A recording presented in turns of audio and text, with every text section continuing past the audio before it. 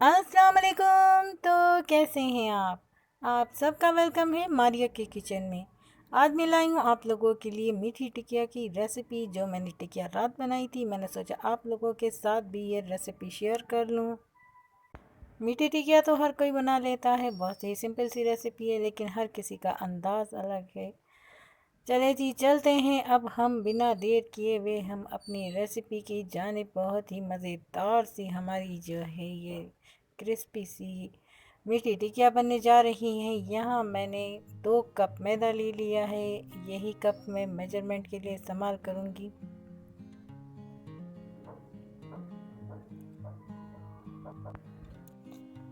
और यही कप मैंने ले लिया है। 1 कप सूजी ले लेनी है और 1 टीस्पून इलायची पाउडर ले लेना है। और यहाँ मैं हाफ कप तिल शामिल कर रही हूँ। तिल मैं इसमें ज़्यादा शामिल कर रही हूँ। अब अगर आप चाहें तो कम भी शामिल कर सकते हैं। और यहाँ उसी कप जिससे मैंने मैदा लिया था वो ही कप लिया है मैंने, और मैंने शुगर पाउडर शामिल कर दिया है इसमें। और यहाँ मैं हाफ कप ऑयल ले रही हूँ। इसको पहले मिक्स करेंगे और फिर इस तरीके से मिक्स करने के बाद दोनों हाथों की हथेली पे हमने इसे रब कर देना है। उसके लिए मुझे मोबाइल जो है साइड पे रखना पड़ेगा। पहले इस तरीके से मिक्स करना है, फिर तरीके से। आप चाहें तो इसमें देसी घी भी शामिल कर सकते हैं। मेरे पास देसी घी नहीं था तो मैंने डालडा घी शामिल कर दिया। आप चाहें तो डालडा घी भी शामिल कर सकते हैं।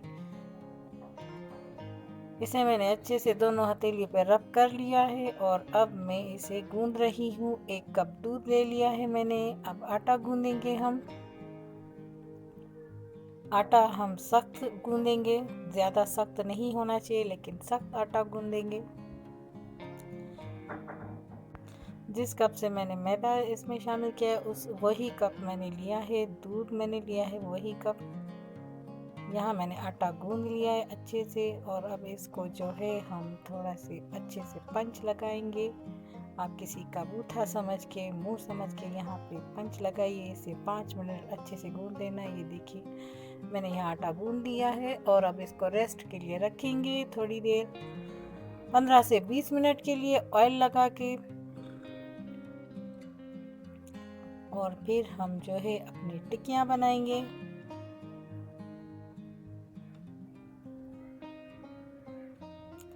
यहाँ मैंने इसको आधा घंटा रख लिया था। मैंने 15-20 मिनट बोले थे, लेकिन मैंने इसको आधा घंटा रख दिया। अब मैं इसको 3 हिस्सों में अलग कर लेती हूँ, इनकी लोया बना लेती हूँ। ये देखिए मैंने 3 हिस्सों में अलग कर ली है।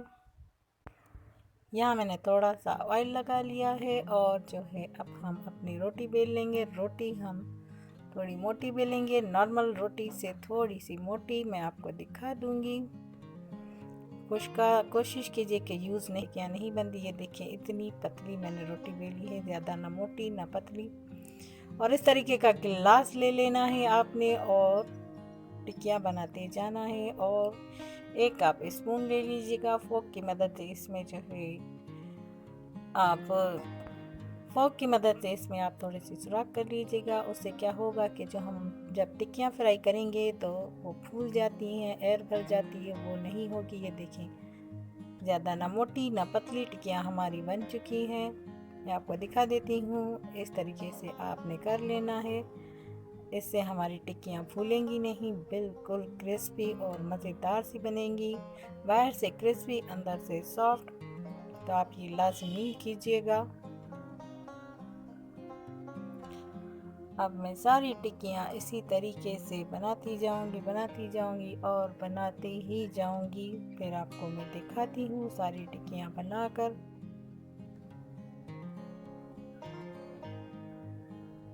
अगर आपके पास कोई कटर हो तो आप उससे भी टिक्कियाँ बना सकते हैं। मेरे पास नहीं है, मैं गिलास की मदद ले रही हूँ, गिलास की मदद से कर रही हूँ। और बिल्कुल देख के परफेक्ट टिक्कियाँ हमारी बन रही हैं। जो तरीका मैंने आपको बताया है तो आप इसी तरीके से अपनी टिक्कियाँ बनाइएगा, बहुत ही ज़बरदस्त बनेंगी। काफ़ी लोग जो है टिक्कियों में खोपरा भी शामिल करते हैं, मैंने नहीं किया, मुझे पसंद नहीं है। अगर आप चाहें तो खोपरा भी शामिल कर सकते हैं। यहाँ देखिए मैंने सारी टिक्कियाँ बना ली हैं और जो है मैंने कढ़ाई में घी गरम करने के लिए रख दिया था। मैं यहाँ घी यूज़ कर रही हूँ, ऑयल नहीं।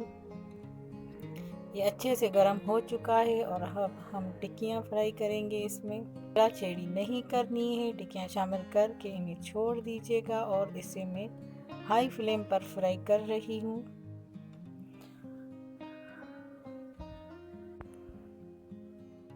हाई फ्लेम पर इसको हम पकाएंगे और इसकी जो है हम साइड चेंज करते करते पकाएंगे और बिल्कुल हल्के हाथ से हमने इसकी साइड चेंज करनी है, वरना टूटने का भी ख़तरा हो सकता है। मेरी टिक्कियाँ अक्सर टूटती तो नहीं है क्योंकि मैं बहुत ही अच्छी बच्ची हूँ और बहुत ही अच्छा काम करती हूँ।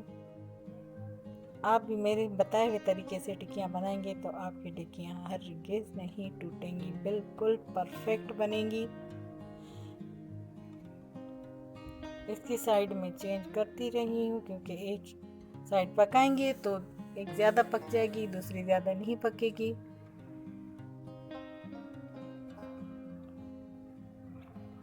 पीछे गाड़ियों का शोर आ रहा है, उसे नज़रअंदाज कीजिएगा।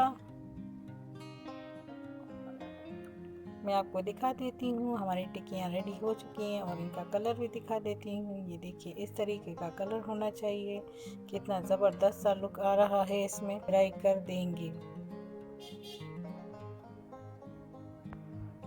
उसी तरीके से सारी टिक्कियाँ फ्राई कर देनी है, बहुत ही मज़े से।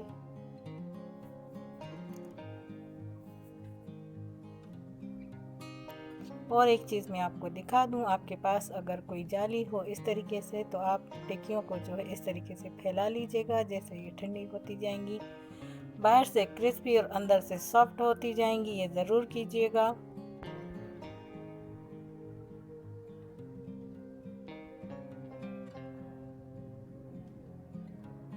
मैंने ये टिक्कियाँ रात बनाई थी तो मैंने सोचा मैं आप लोगों के साथ भी अपनी ये रेसिपी शेयर कर लूँ, बहुत ही आसान तरीके से और बहुत ही ज़बरदस्त। चले जी सारी टिक्कियाँ मैं फ्राई कर लेती हूँ, फिर आपको दिखाती हूँ। ये देखिए कितनी अच्छी सी बच्ची है मारिया, कितनी जल्दी से इतनी सारी टिक्कियाँ बना ली। और आप भी ज़रूर बनाइएगा इसी तरीके से, बहुत ही ज़बरदस्त ये रेसिपी मैंने आपको बताई है, आसान तरीका है।